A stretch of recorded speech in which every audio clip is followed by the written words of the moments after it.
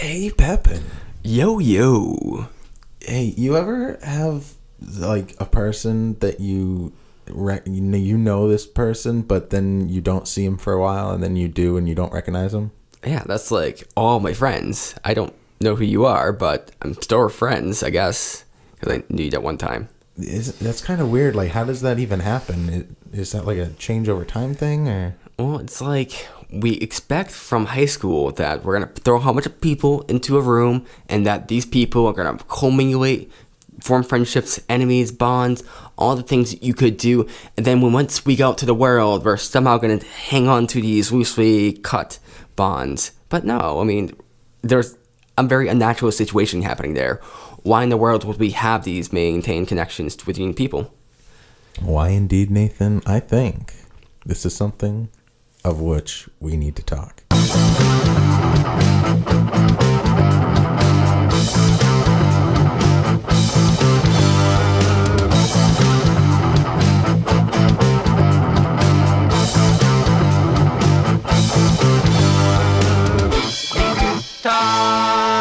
Welcome back. So glad you guys could join us. I am here once again with my best friend Nathan Pepin. How's it going, Pepin? Yo, I'm doing well. I am slightly on Ambien. How about you? Not too bad. Good to know that we're getting an altered Pepin today. Yeah, well, it's a sleeping pill, and I took it last night, and sometimes, if I wake up early in the morning, i.e. today to do the podcast, it's still in my system a little bit, so... Yeah, and that's like a doctor thing. Yeah, because I have chronic insomnia, which is unstoppable from anything, even like pans to the face. I really like the way you just presented that, which is unstoppable. That's terrifying, to be honest.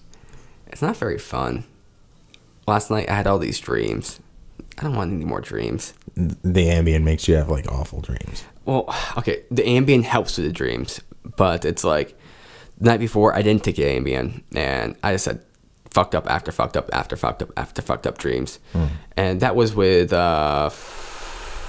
what's it called, the other one, Benadryl, because Benadryl is the other sleep med, but it doesn't work very well. I thought Benadryl was just like an antihistamine.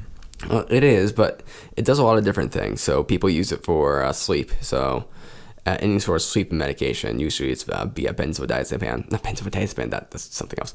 It's Benadryl that gets you to sleep. Antihistamines can do a lot of weird things. And I'm not sure what aspect of that's going to do anything, but yeah.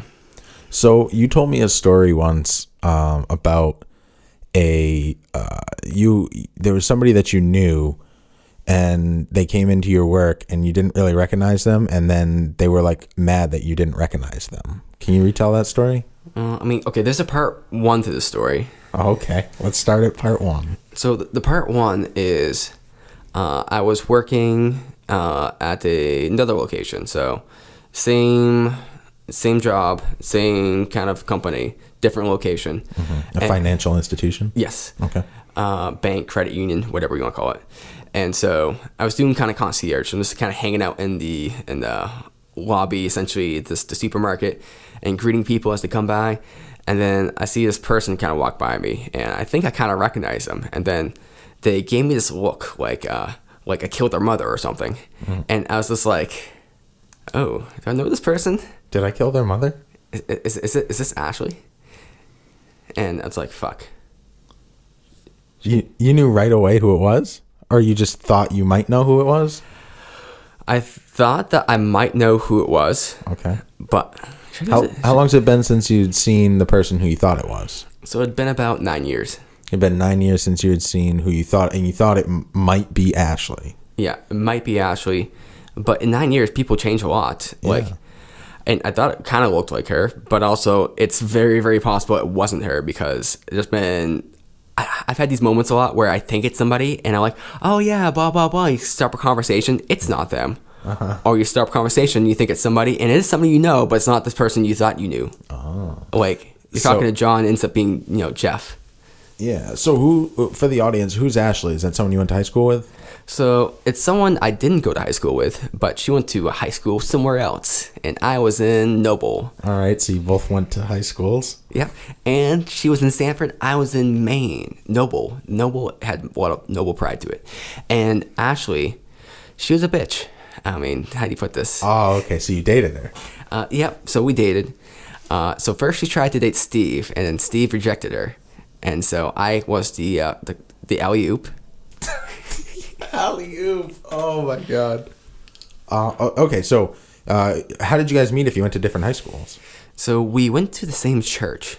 Ah, church hookup. Yeah, and I'm not sure how this hookup began, because I think you began talking to her more like first than I did. Like I think you had more of an in with her, because I don't know how I got to know her really.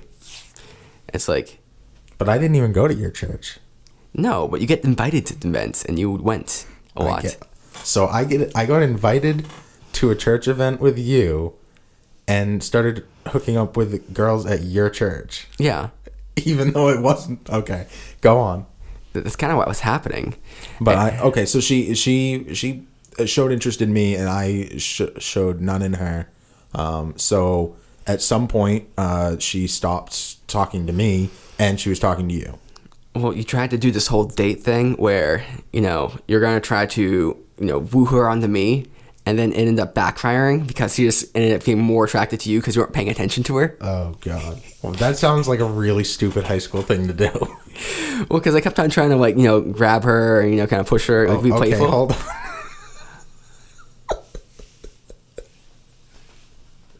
I just kept trying to grab her, and wow, and she didn't like that. She didn't like that, did she? No, she liked it. She liked being flirty. Oh, okay. So this is So it worked. So this is like bad teenage flirting, like kind of like, oh, you're gross. If you couldn't tell, I was like pushing away, like, oh, you're gross. Very, very good for audio. But she was responsive to my flirting. But then it's like the flirting just made her want to flirt with Meader more because she wanted to show, oh yeah, I got this hot guy flirting with me. That's not going to deter our romance here. Okay. Well, obviously, me and her didn't work out. I never dated her, but you did. Eventually. I don't know how that happened. Okay. Wow. Okay. So you're working at the financial institution. You see somebody walk past. You think it may be your ex who you haven't seen for 9 years. That was part one. Mm-hmm. Part 0 would be that. And then eventually in the car, you're like, hey, Nate, you think you should date Ashley or this other girl, Kira? And I'm like, I don't know. And I'm like, Ashley, I guess she's closer.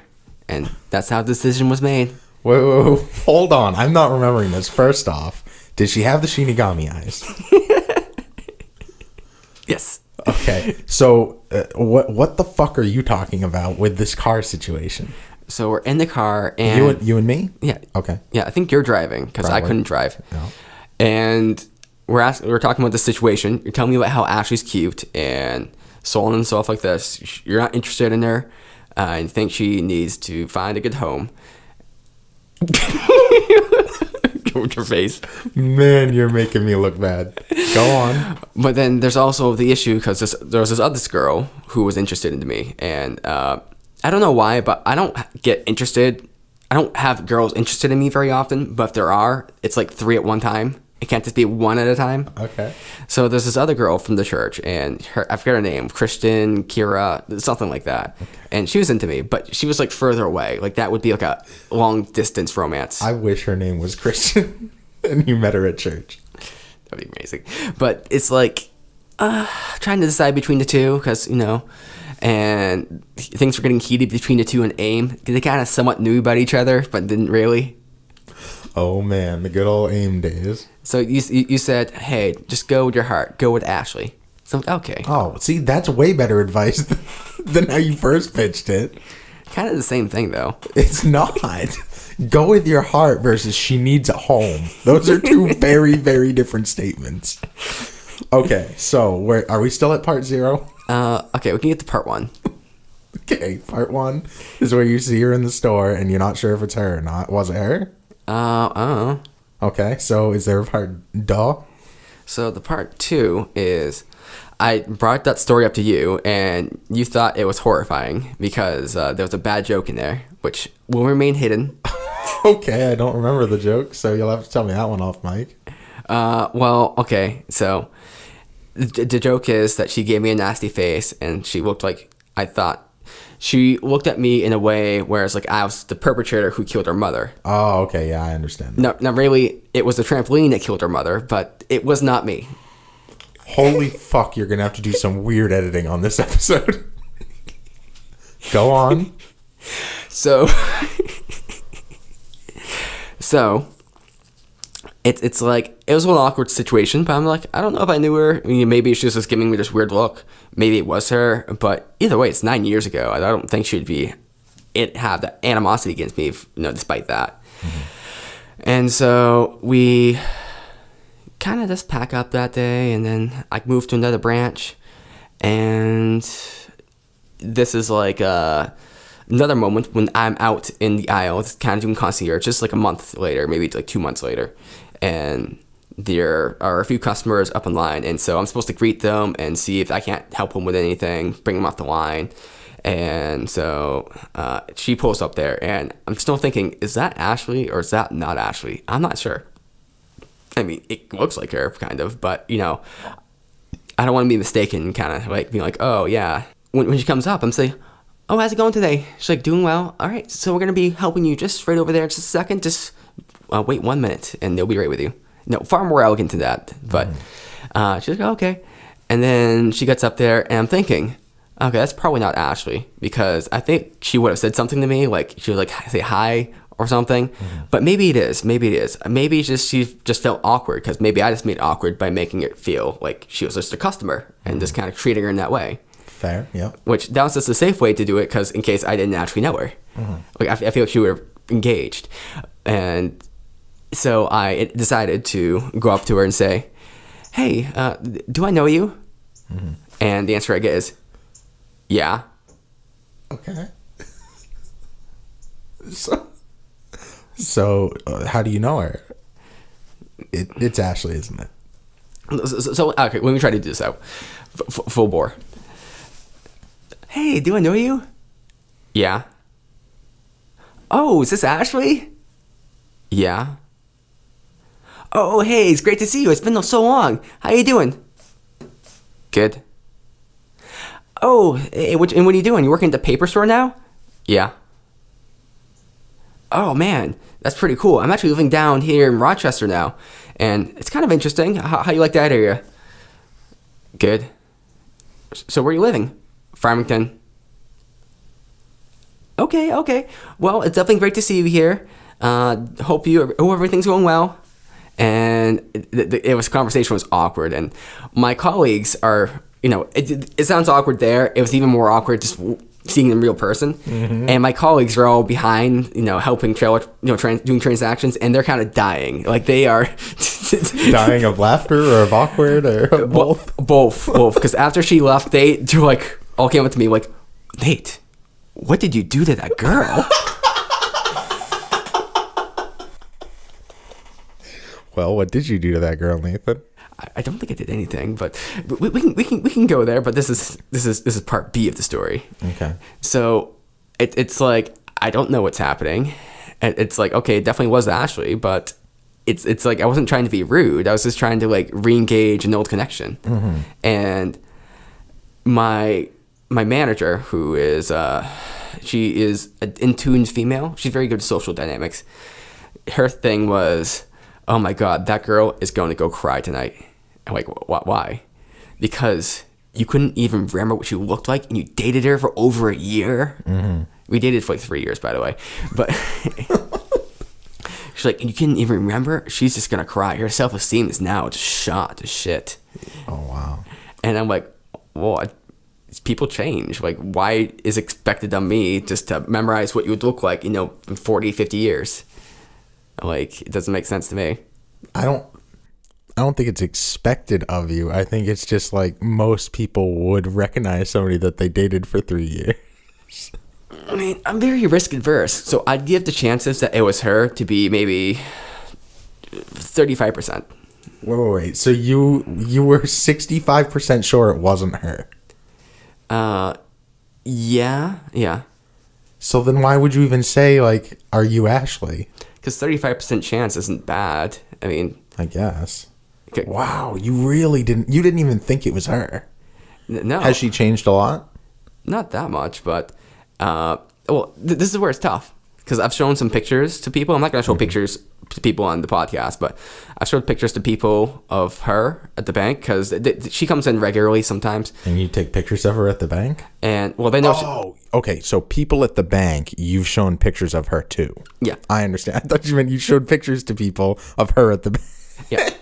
Okay. People at the bank know what she looks like because she comes in. Thank you. So I showed her pictures of me and her when we're together, like from 9 years ago, and they're like, "Oh yeah, she does look similar, but I could see why you wouldn't, make the instant kind of recognition there, or why you'd be a little like, ah." Yeah. So that gives me, I think, some legitimate culpability too. Yeah. Okay.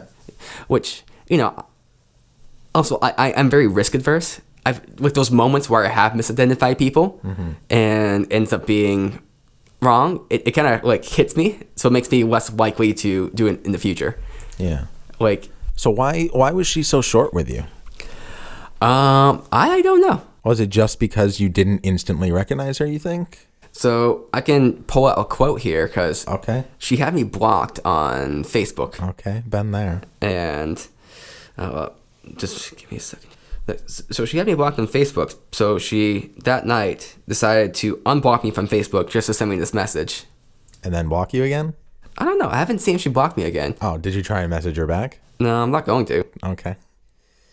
But okay, put this in context. When's this last message? How do we see when the last message was sent? So the last message I sent to her was February 13th, 2012. Oh, okay. Yeah. That was a few years ago. And really, I hadn't seen her like for longer than that, but we were doing some online conversation type stuff. But this is the message she sent to me. Are you bullshitting me that you didn't recognize me? I mean, I did pop a baby out of my vagina 5 years ago, but I didn't think I changed any. Okay. If you think you read that like any better, go ahead. I mean, maybe I think you read it right. Maybe you read it kind of angry when it doesn't necessarily have to be angry, but I think there's frustration in there for sure. Are you bullshitting me that you didn't recognize me? I mean, I did pop a baby out of my vagina 5 years ago, but I didn't think I changed any. Like, okay, so she was short with you because she was mad that you didn't instantly recognize her. Mm-hmm. Interesting. Well, I feel like she would have been mad with me no matter what. If I didn't say anything to her, if I recognized her, or I don't know. Why? I don't know. Did you break up with her? So You don't know? You don't know? You're like, it was 9 years ago. I don't remember anything. See, this is where it gets confusing because it's like one of those situations where, like you break up with her, you get back together. She breaks up with you, get back together. You break up with her, she get back together. And, then Who did the final breakup? I think it was her. And why? Was it like amicable? I mean, it sounds like if you're both breaking up with each other back and forth, there was some weird shit going on. Yeah, well, so I had some health problems at the time, and these health problems were getting in the way of the relationship. And I made it pretty clear that, I don't expect you to stay with me with these health problems because I know that you're young, that you have a lot to do, and that's perfectly fine that if you want to break up with me for that reason, go ahead and do it. And instead of the response to that being, yeah, it seems like a good idea, it was more, no, I could never do that to you, baby. Like, kind of laying on the ham. Mm.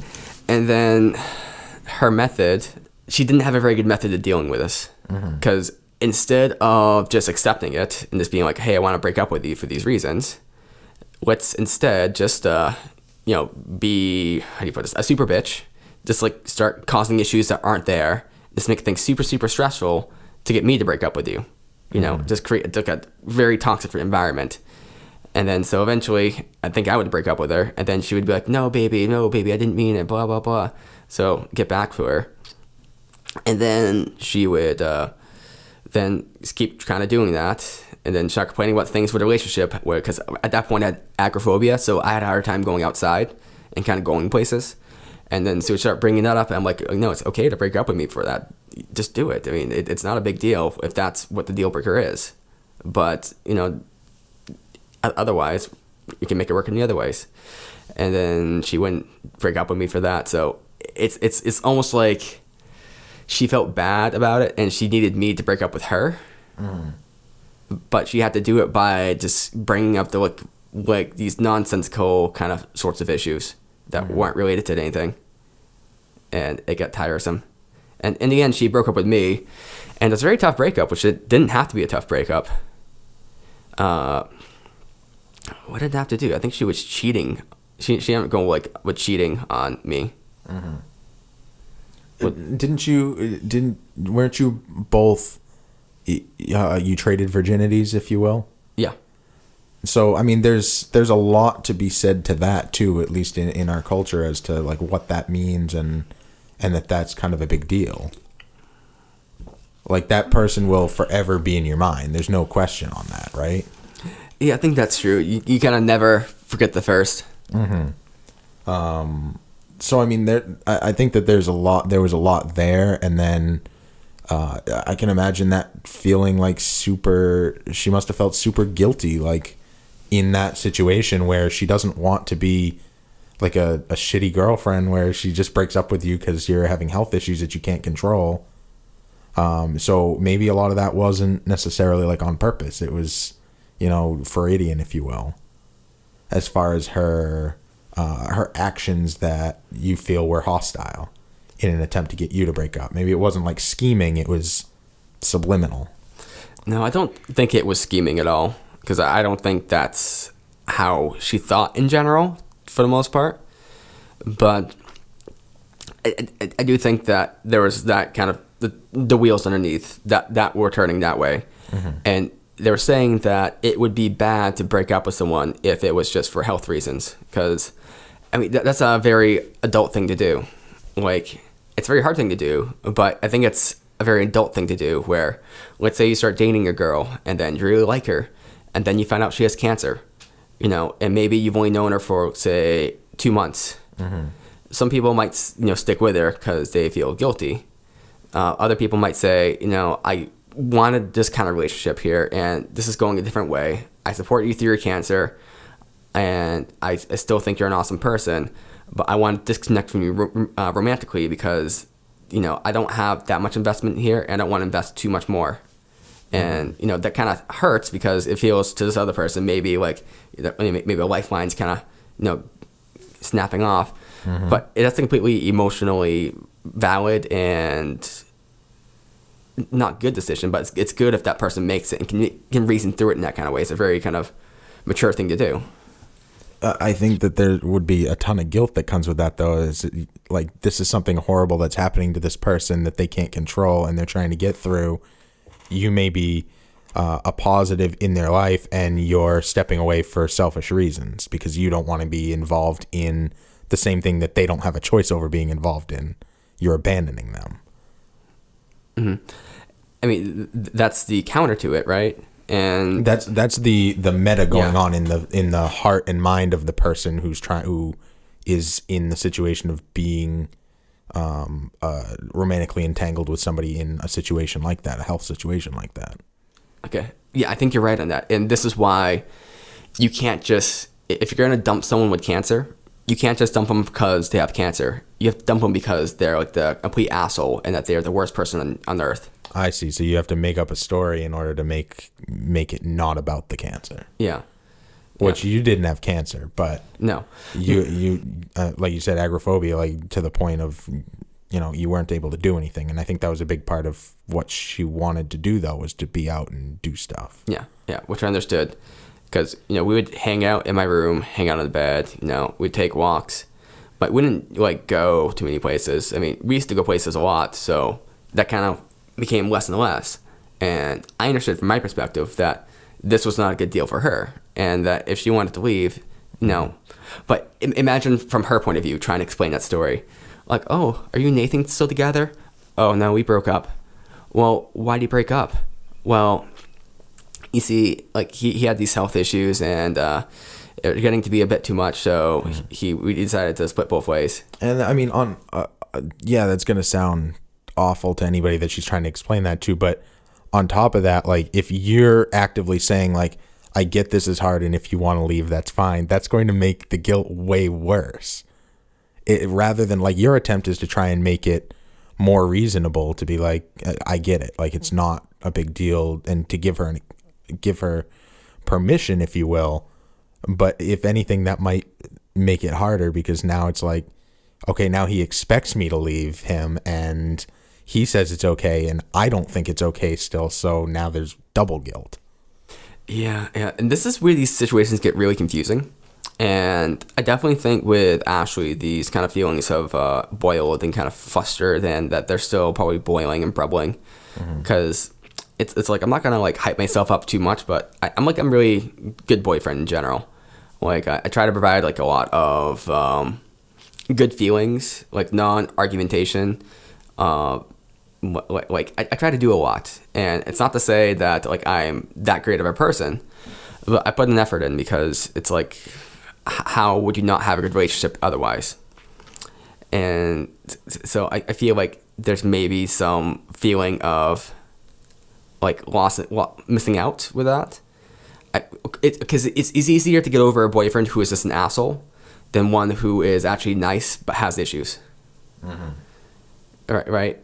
Like, let's say I dated a girl who was, like, the best girl ever. Like, she had so much going on for her, but then it's just every night she would just start crying uncontrollably for, like, a couple hours, right, about crazy stuff. And maybe she had these outbreaks. I mean, maybe it got to the point where it wasn't worth it for me. Like, that'd be even harder, because this girl is perfect for me, except for this one aspect, and that's, like, far more arduous in my heart than it would be if she was just perfect, or if she was not perfect. Maybe she lacked all these good qualities, because to have goods but also just a little bit of bad is, yeah. Can you phrase this any better? You think that because because you're a good boy, it made it harder. I don't know.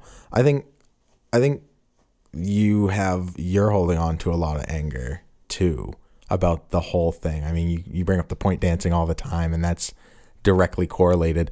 I'm really interested as to where your anger comes from in all of this. And I think that I think her anger at you not recognizing her is in part her then thinking, so if he doesn't recognize me, that means he doesn't remember me. If he doesn't remember me, I mean, I meant nothing to him, but he meant a lot to me. Like, we were both virgins, and, like, were you her first, like, super serious boyfriend? Yeah. So, like, that means a lot. Like, you mean a lot to her in the aura of who you were then. So I think a lot of that was tied in. And then on top of that, she brings up having a kid, so she's surely feeling self-conscious about herself. How much has having a kid changed me? How much older do I look now? I know looks were really a big deal for Ashley, so, like, I'm sure she's feeling she felt given the fact that you didn't recognize, like, she doesn't look like how she used to look, which in her mind probably means she doesn't look young anymore, which of course adds on to all of that other stuff. So Nate doesn't recognize me. He doesn't care about me. I didn't mean anything to him, and I'm old. Like, that's a lot to process all at once. Yeah, I think I do have some animosity still, which is mostly, like, I feel like a lot of the situation could have been avoided just by kind of staying rational. So instead of kind of creating all that tension at the end and kind of, like, breaking up, getting back together, breaking up, getting back together, sleeping with my best friend, that kind of thing, I don't think that was needed. Like, because I think it was needed for her to kind of put an end to the relationship in her mind, because it was like escalation, and there could have been something there. Like we were saying, it's hard to break up with somebody who just has cancer. You have to break up with someone who has cancer and all these mental problems, like all these kind of behavioral problems, relationship problems. Mm-hmm. So I think the fact that it was sort of avoidable and that she feels angry about it still is kind of annoying to me, because I was fine just being like a friend with her, like after that, like sure it sucked, but now we're just platonic friends, like whatever. But that wasn't like a thing that could happen. Oh man, there's so many points I want to touch on here. I want to start with wait. So she slept with your best friend? Who was that? G-Spin. Oh fuck, that's right. I forgot about that. That's why I don't talk to him anymore. Yeah, because we got back together, and then I don't know how I found out. But she either told me, or he told me, or someone told me, so he slept with my best friend, but this is after we got back together, and it's like, the fuck. Yeah, that's pretty fucked up. Okay, so fuck, what was the other point? I'm not really sure, but this is running a little long right now, so I think we should continue the rest of this conversation next episode. So next episode, part 2 of the Ashley talk. What's this gonna be called? Therapy? We need to talk? Hey, it's Chris from the Vinyl Loft, the Upper Valley's all-vinyl podcast, spinning over 7 decades of great music on a format that has refused to die. We spin nothing but vinyl, classic rock, alternative, heavy metal, and much, much more. Check us out on Facebook and Instagram, and we are proud to be on podcastnh.com.